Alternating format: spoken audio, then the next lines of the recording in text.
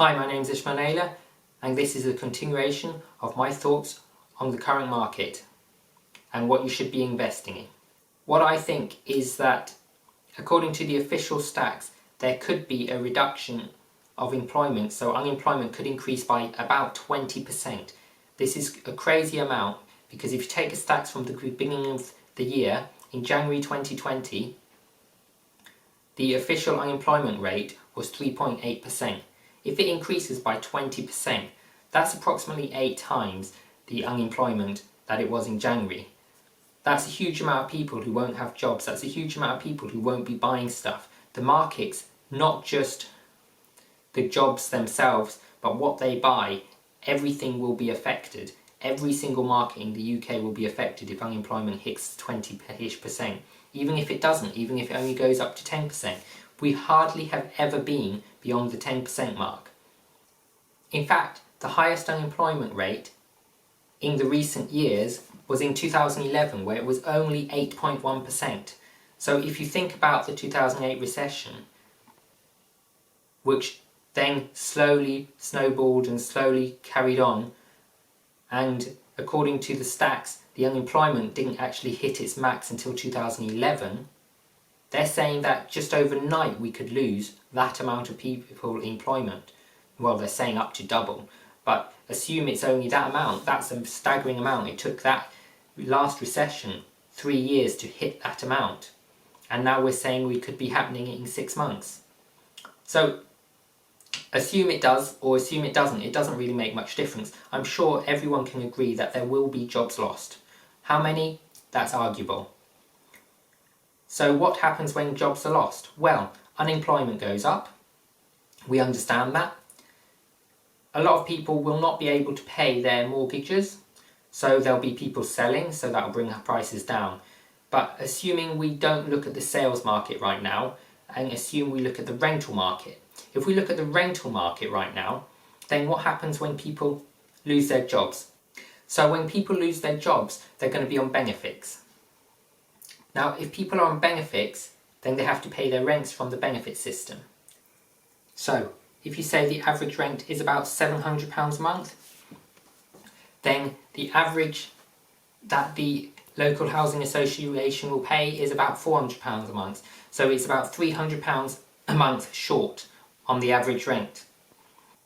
Now in London, this £300 difference is actually £1,200. So the average rent in London is £1,200 more than the UK average. Now obviously this is the average and the average, but if you take the London rents that they'll pay on housing association or housing benefit, and you take the average London rents, it's not quite £1,200. I don't have the figures in front of me, but it's not quite £1,200.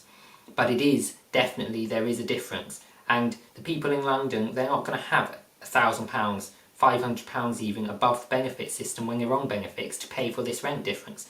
So those people are going to have to be moving out of the city or out of the expensive areas of the city, moving to cheaper areas of the city, which the rents are covered by the local housing association. The figures are, according to what they are saying, that approximately 1.2 million people in the UK are going to go on housing benefits. Now, this might be lower, it might be higher, I don't know what the real stats are going to be, no one knows until it actually happens. But if it's 1.2 million people, that's 1.2 million people who are in a house on the average rent in the city or expensive cities are not going to be able to afford their rents. They're going to have to move out of the private rental sector into either the housing association sector, which they don't have enough houses, so they're going to have to move into cheaper rents or cheaper rented places in private rental sector. So people are going to be moving out of the city centres to the city outskirts where it's slightly cheaper and the housing benefits cover the rents. So what I'm doing is I'm looking for properties on the outskirts of cities and where the local council covers the rent for the building that the tenants are staying in. So if you've got 1 bedroom, you need to check the local housing association, see if what you want for that property is going to be covered by the local housing association, the council, the benefit system in other words. And if it is covered, then you know you've got a very high chance your property will be rented by a benefits tenants. If you don't want benefit tenants, that's absolutely fine. You'll still get other tenants, but I would suggest this is probably the market that people are going to be moving towards. Now, I might be wrong. I haven't been investing in property for that many years. I've been dealing with property for a number of years. I've been renovating properties for around about 8 years.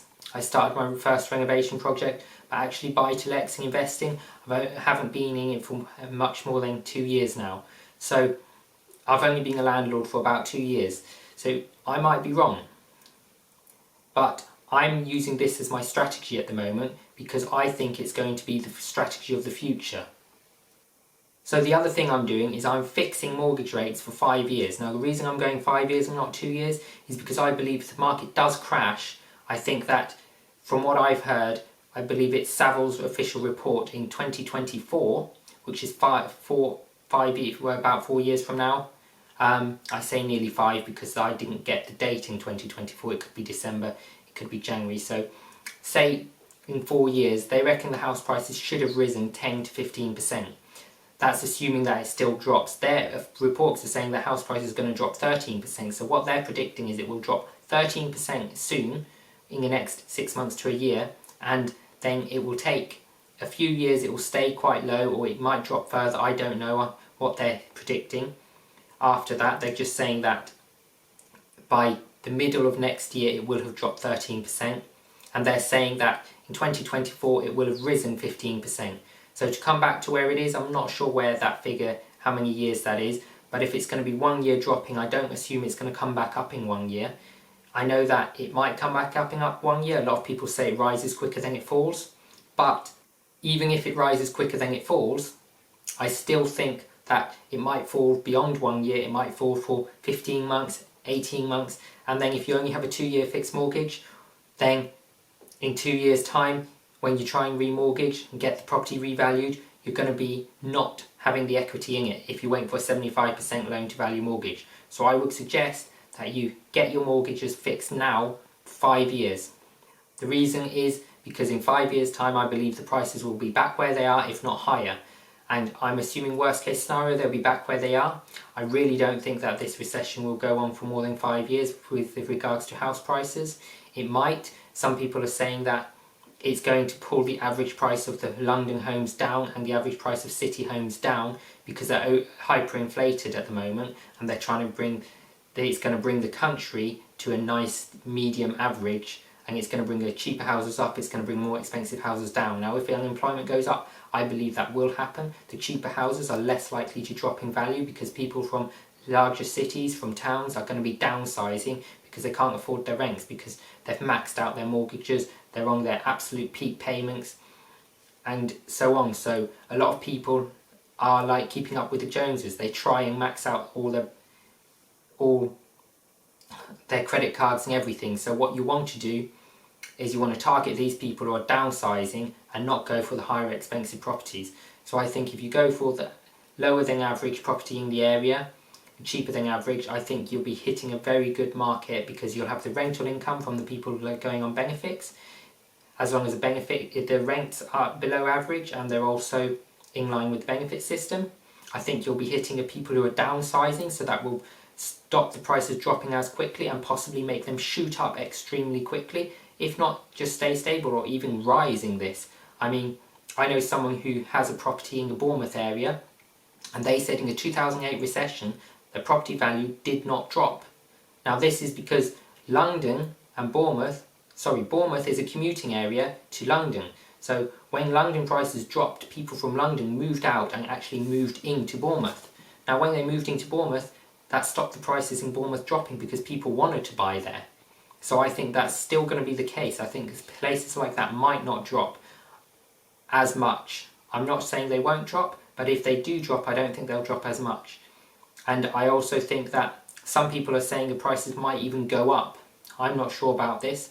I'd rather be conservative with all my investing, and I'd rather say they're likely to drop and invest based on them dropping. So, if you like this video, please subscribe to my channel, smash that bell notification icon, and you'll be getting more content like this in the future.